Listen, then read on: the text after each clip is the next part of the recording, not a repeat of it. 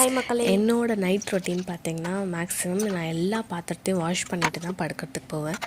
So இந்த டைமில் வந்து நான் என்ன ஷேர் பண்ணிக்கணும் அப்படின்னு சொல்லிட்டு பண்ணேன்னா, முக்கியமாக இந்த புதுசாக மேரேஜ் ஆன கப்புள்ஸ்க்கு ஏன்னு பார்த்தீங்கன்னா, புதுசாக மேரேஜ் ஆகி நம்ம வீட்டுக்கு ஒரு பொண்ணு வராங்க அப்படின்னா அவங்களுக்கு வந்து நம்ம வீடே கொஞ்சம் டிஃப்ரெண்ட்டாக இருக்கும். அப்போ வந்து அவங்க வந்து இந்த மாதிரி பாத்திரம் விளக்கும் போதோ இல்லை அவங்க ஏதோ ஒரு ஒர்க் பண்ணிகிட்டு இருக்கும் போதோ அவங்க ஹஸ்பண்ட் வந்து அட்லீஸ்ட் அந்த ஒர்க்கு ஷேர் பண்ணிக்காட்டியும் பரவாயில்ல, நம்ம கூட வந்து டைம் ஸ்பெண்ட் பண்ணணும், அட்லீஸ்ட்டு பேசணும் அப்படின்னு சொல்லிட்டு நினைப்பாங்க.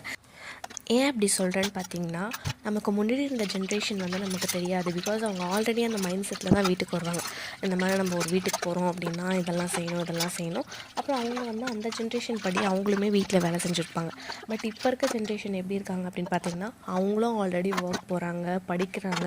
ஸோ வீட்டில் ஒர்க் பண்ணியிருப்பாங்களா இல்லையான்றதே கொஷின் மார்க் தான். ஸோ அவங்க இங்கே வந்து நம்மள